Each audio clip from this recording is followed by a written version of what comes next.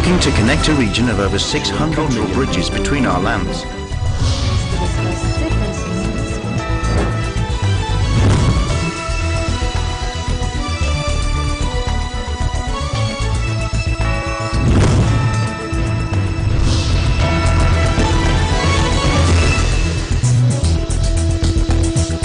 Hello and welcome to ASEAN in Focus. I'm Maricar Velasco. Delivering to you the latest news in and around the ASEAN region, I'm Mariel Soriano. On today's headlines,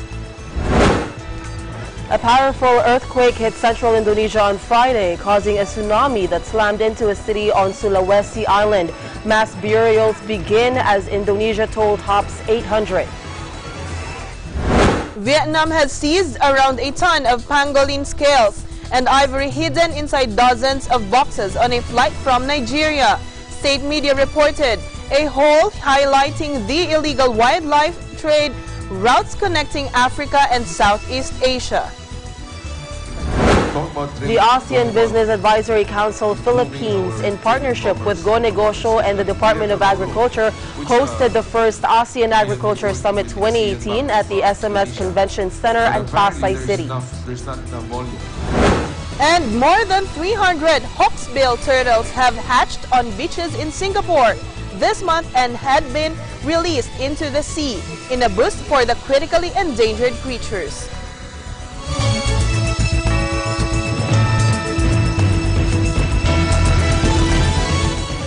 A powerful earthquake hit central Indonesia on Friday, causing a tsunami that slammed into a city on Sulawesi Island, with officials saying the tremor had leveled many buildings.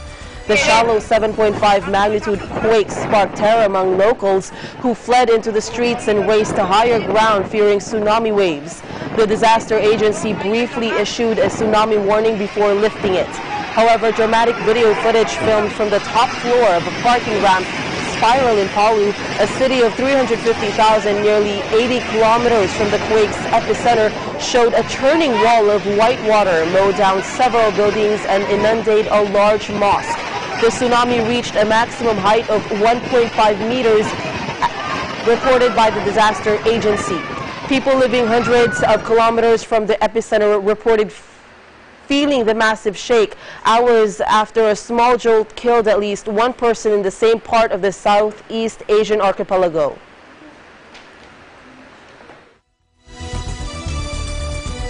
Mass graves were being readied Monday for hundreds of victims of an Indonesian quake tsunami as authorities battled to stave off disaster and reach desperate people still trapped under shattered buildings. With the death toll already at over 830 and expected to rise further on the devastated island of Sulawesi, there were growing questions about why an early tsunami warning system had not been working for years. Exhausted survivors scoured makeshift morgues for loved ones, and authorities struggled to dig out the living or assess the scale of the devastation in more remote regions beyond Palu. Grim warnings came that the eventual toll could reach thousands. The casualties will keep increasing, said by the National Disaster Agency spokesman Sutopo Purwo Nugroho.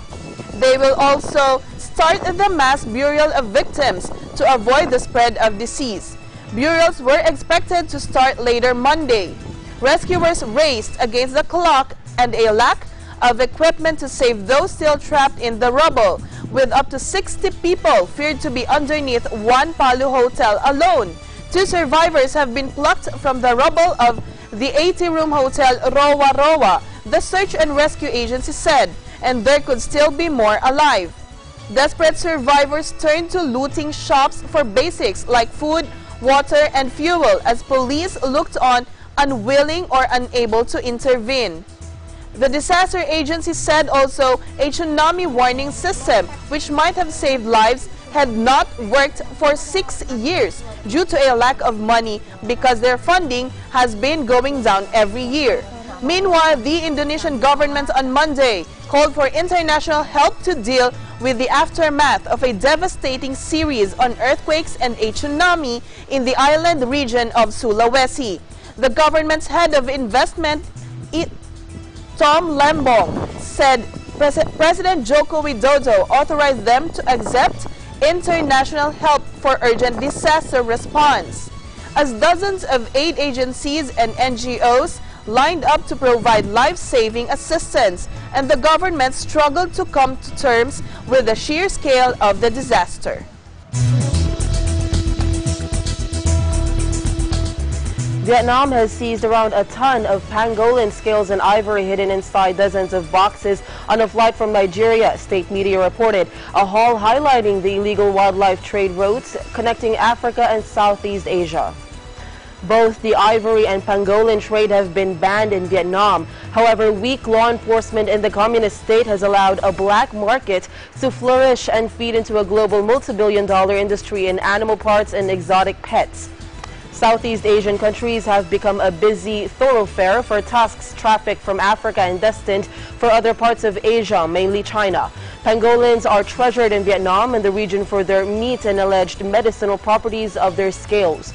On a report in the official newspaper of the Customs Department, authorities at Hanoi's airport found 805 kilograms of pangolin scales as well as 193 kilograms of ivory and ivory-derived products in 24 boxes on Friday. The goods were sent from two companies based in Nigeria, this according to the labeling. They had arrived on a September 21 flight but were never picked up. The article said the intended recipients of the cargo package have refused to receive the goods. Photos showed a pile of pangolin scales on the floor as inspectors went through the boxes, which were initially covered in an extra layer of wrapping and taped shut.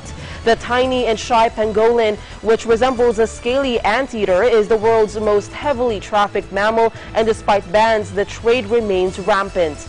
Vietnam outlawed the ivory trade in 1992. However, illegal trade still persists and shops sell ivory predating the ban for decorative and medicinal purposes. The haul is the latest to make headlines in Vietnam, where seizures are infrequent but usually large. Cambodian Prime Minister Hun Sen warned Friday against any questioning of the legitimacy of his controversial re-election after a top UN official doubted whether the polls could be regarded as democratic. Hun Sen, who has been in power for more than 33 years, saw his Cambodian People's Party win all 125 seats in July's parliamentary elections after a shuttering of media outlets and jailing of political opponents and journalists. In a report to the UN Human Rights Council earlier this week, UN Special Rapporteur for Cambodia, Rona Smith, said the elections had consigned multi-party liberal democracy to history for the next 5 years. But speaking from the floor of the United Nations General Assembly in New York, Hun Sen warned against any outside, quote, interference in Cambodian politics. The free choice of the Cambodian people and the legitimate results of this election is not a subject for question or debate, the veteran strongman said in his speech. He also added that some external circles, however, are on a mission to interfere in the domestic affairs of Cambodia, still fail to see the quality and integrity of the election process by issuing statements against or attacking the election outcome, and such actions are a serious assault on the will of the Cambodian people. But Hun Sen said he had transformed a country previously famous for its killing fields, when the dictator Pol Pot oversaw a reign of terror that left up to 2 million people dead from starvation, overwork, or execution. He added that the Cambodian nation is enjoying the dividends of peace, stability, and rapid development, which had never been seen before in its modern history.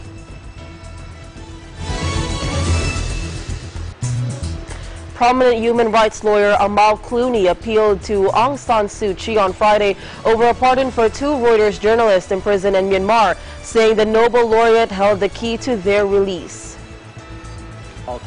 The two fathers accused of breaching Myanmar's state secrets law while reporting on a massacre of Rohingya Muslims were jailed for 7 years earlier this month, fueling international outrage. Clooney said the journalists' families had already submitted a request for their pardon, adding that the president can grant a pardon following consultation with Suu Kyi. In an event dedicated to press freedom on the sidelines of the United Nations General Assembly, the British-Lebanese lawyer said the government can, if it wants to, end it today. She held de facto leader Suu Kyi to her stated priority of releasing prisoners of conscience and of having spoken the need for a free press if the country is to transition to a full democracy. Clooney said she knows that mass murder is not a state secret and that exposing it doesn't turn a journalist into a spy. Earlier this month, Suu Kyi defended the jailing of Wal Lone and Kyaw Soe, hitting back at global criticism of a trial widely seen as an attempt to muzzle the free press. The reporters say they were set up while exposing the extrajudicial killing of 10 Rohingya Muslims in a Rakhine village last year. Clooney, wife of Hollywood A-lister George, announced in March that she would join the legal team representing the journalists. This case is about much more than just two innocent men. I mean, if you care about press freedom, you care about this case because it sets a precedent. So if these people are locked up, then other people are too scared to do the kind of reporting that they do. And the kind of reporting that they do is important for all of us because it tells us what's going on in the world. And it's, you know, without a free press, you cannot have democracy because you don't know how to judge what your government's doing. As freedom, you care about this case because it sets a precedent. So if these people...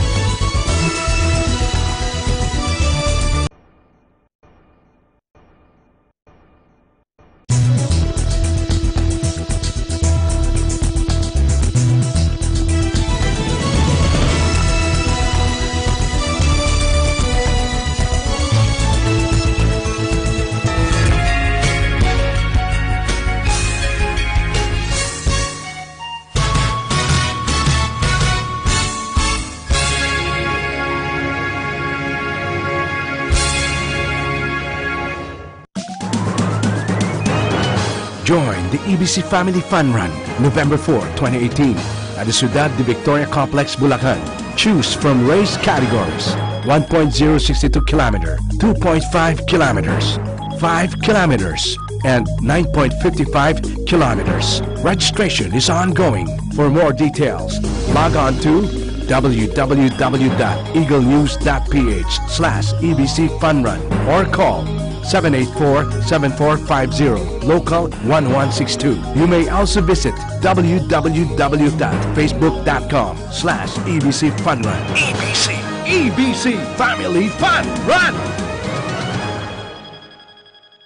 Pep News, Linggo, alas 4 hanggang alas 5 ng hapon.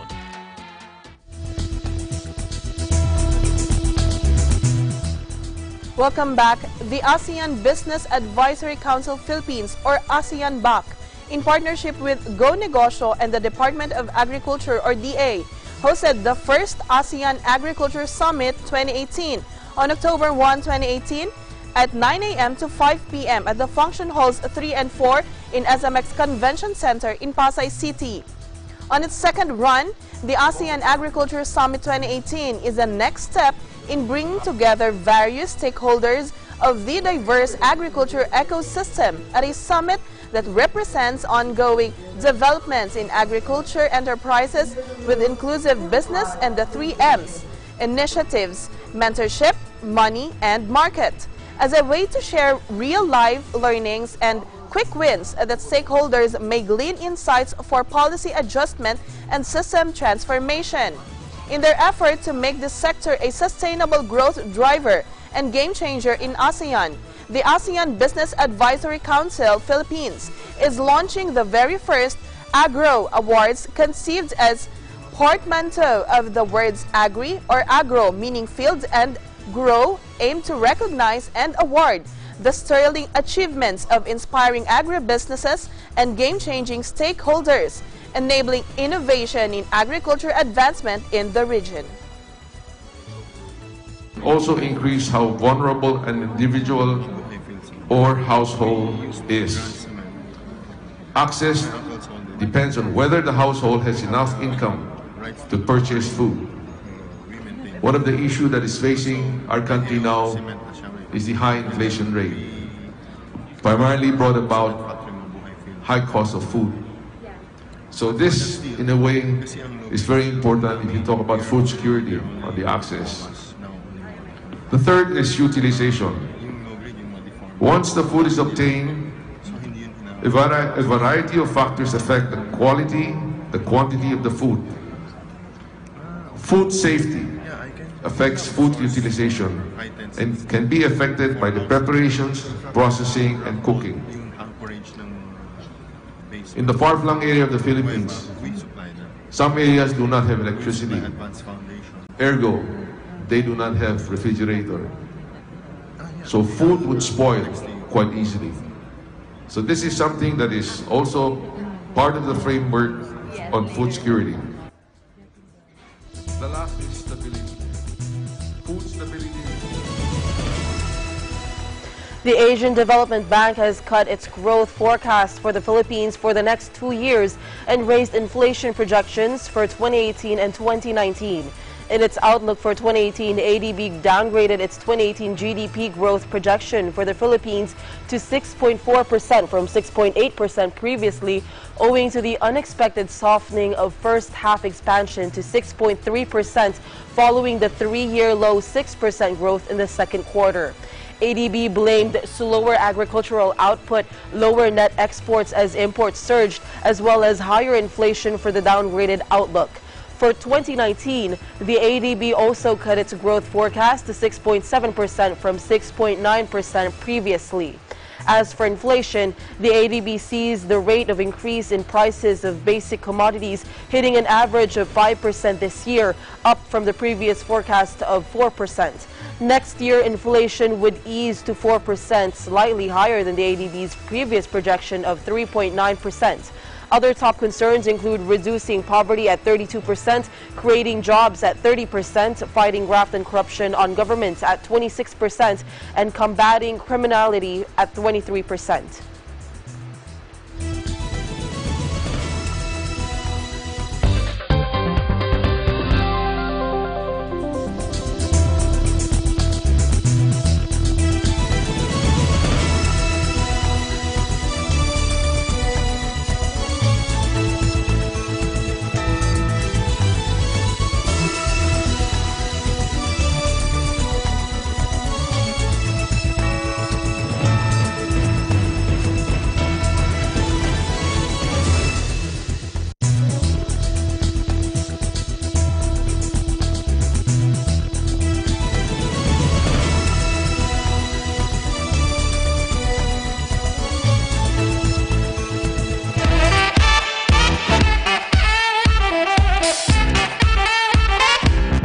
Hi guys, I'm Ariel. And I'm Kenneth, and we're your new hosts for The Break Room. So please watch us every Monday at 7:30 to 8 in the evening. We are one with 25.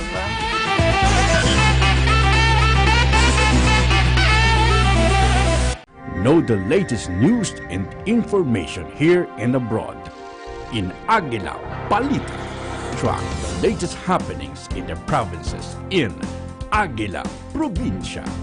Be aware of important events in Asia, in ASEAN in Focus, and be updated in the biggest news around the world in Eagle News International. Tune into Mata ng Aguila and get the day's headlines and news that are sharp, accurate, and objective. Only here at Net 25.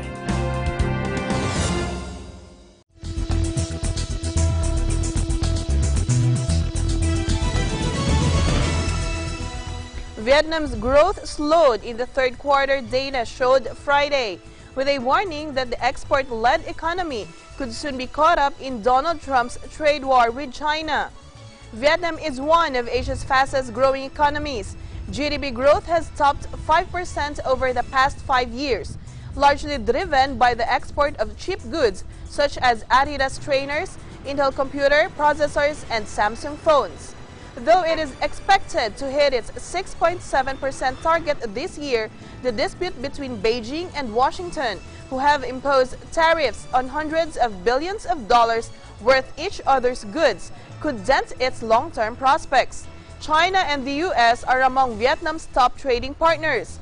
The director of the General Statistics Office, Nguyen Bich Lam, told Vietnam Television Friday that the trade conflict will affect their export and import activities and domestic growth. But Friday's numbers suggest Vietnam is, for now, faring fine despite the trade tensions. GDP growth in July through September hit 6.88%, down from 7.46% in the same period last year, this according to the GSO. More than 300 hawksbill turtles have hatched on beaches in Singapore this month and been released into the sea, authorities said Friday, in a boost for the critically endangered creatures. According to the National Parks Board, they hatched on 3 beaches across the tropical Southeast Asian country, which oversees parks and nature reserves. Over 100 turtles hatched on Sentosa Island, a popular tourist destination. After their nest was discovered in July, a barrier was erected around the site to protect it from monitor lizards and crabs. It was the 4th time since 1996 that eggs of the critically endangered turtles have hatched on Sentosa.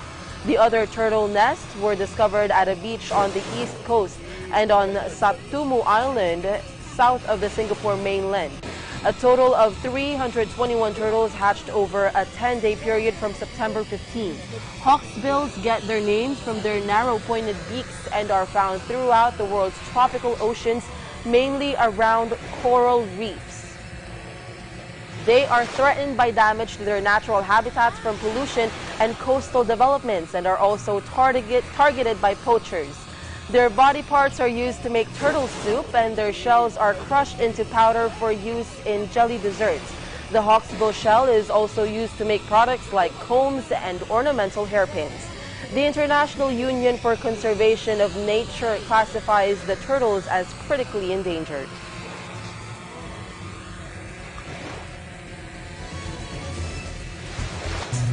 And that is the latest news in the Southeast Asian nations. I'm Mariel Soriano. Stay updated about the ASEAN region. I'm Maricar Velasco. And we are one with 25.